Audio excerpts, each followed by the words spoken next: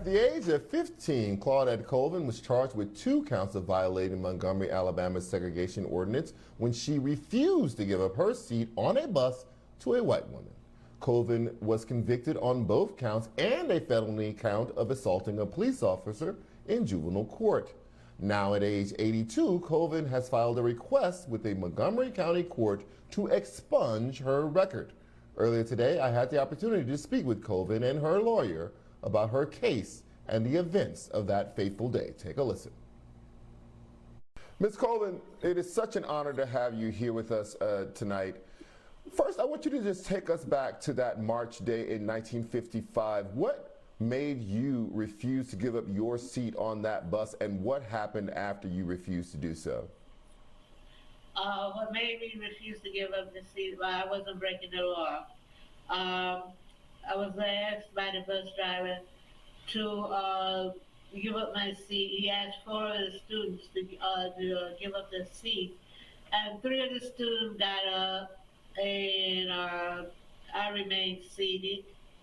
And there was a white lady she wasn't an elderly white lady, she was a young white lady. She wouldn't sit opposite me. She refused to sit opposite me because in segregated law, a white person wasn't supposed to sit in the opposite in the seat opposite African American. At that time, we was called color. So the bus driver came to the court when it was Court Square, and he hailed a traffic patrolman to come on the bus and thought that I would get up when I see the traffic patrolman. The traffic patrolman come to the back of the door, come to the back door, and came where I was seated, and he asked me why was I sitting there, and he was very rude, and he said, get up, and I said I wasn't, and he said why I wouldn't stand. And I said, I paid my fare and it's my constitutional rights. And he yelled to the bus driver that he had no jurisdiction here. So he left, and he must have talked to the driver. And so between that discussion, they decided that he could make no arrest, probably. And the bus driver drove the bus to the next stop, which was Bill and Commerce, and then 2 squad car patrolmen come to the back door and asked me the same thing, why I wasn't sitting there.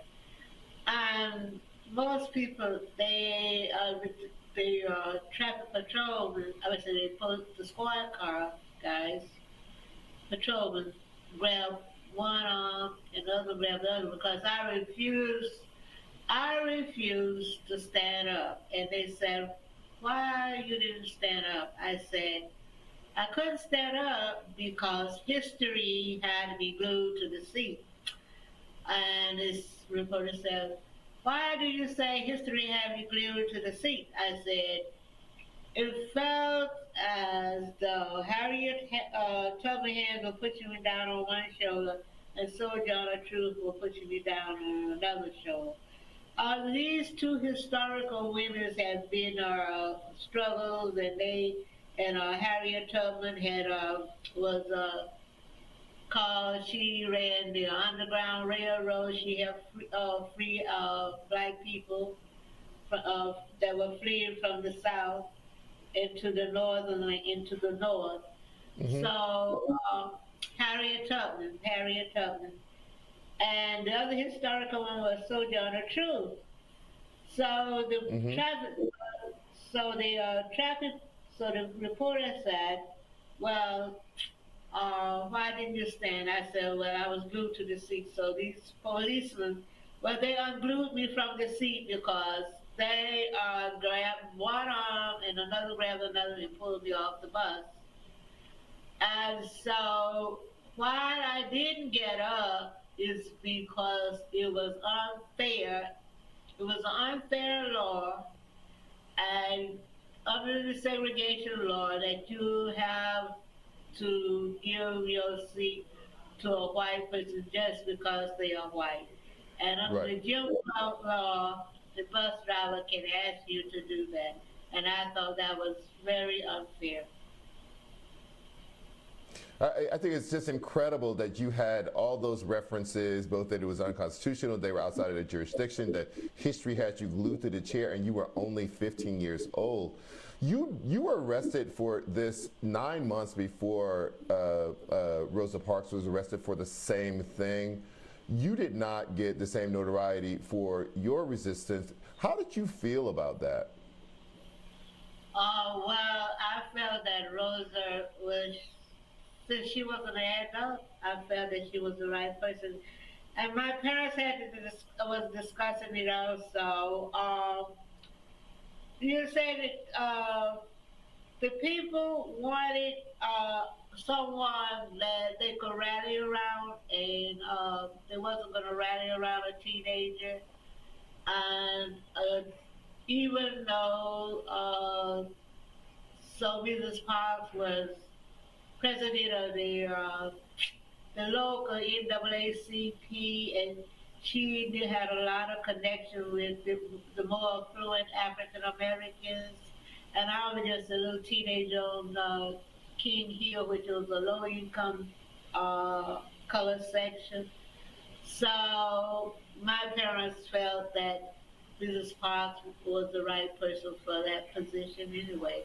And, you know, and by the time I became an adult, I wasn't seeking any notoriety too. I was just trying to survive.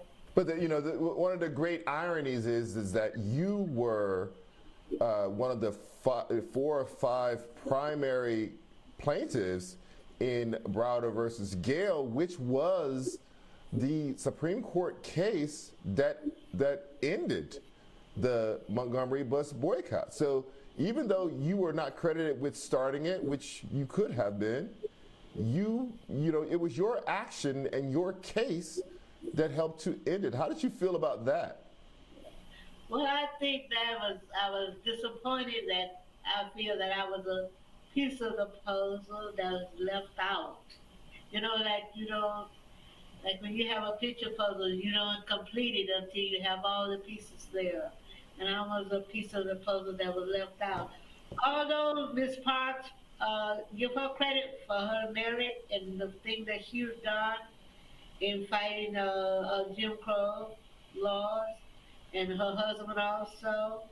But I felt that they just wanted one person to be the face of the movement.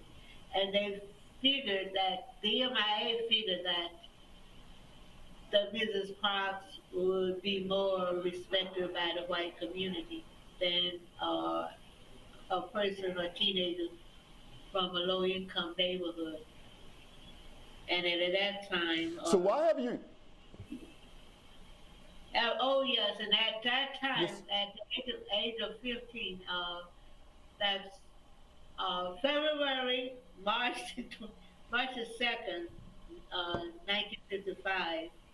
Okay, I just wanted to make this clear. March the 2nd, 1955, I wasn't pregnant, but I got pregnant later on that summer because I had lost all my peers. And anyway, even after I became pregnant, after I had my child, that's when they came back and asked me to be a plaintiff. And my son was only 3 months when I was a plaintiff. And so that's why they didn't want me to become a spokesperson for the movement. And I wasn't seeking any notoriety for it because I saw how they had treated other people. And I didn't want to be bothered. I didn't want to be bothered. If I wanted to do anything, I was going to be very militant at that time. And so my mom said best for me not to be involved. My parents said it Right. was good for me not to be involved, but they supported me in my effort and helping me with my son. Right. So it is now some 66 years later, and now you are trying to get your conviction expunged for that arrest. Why are you making that decision now? Oh, while I'm making that decision now, is because I don't have that long.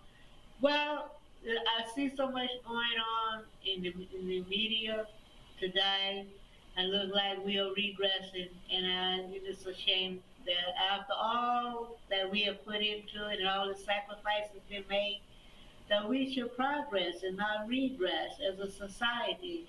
And I think that if I do it, it would inspire the younger generation to fight more and to have more faith and more courage to continue fighting, you know, like the sun until justice is won.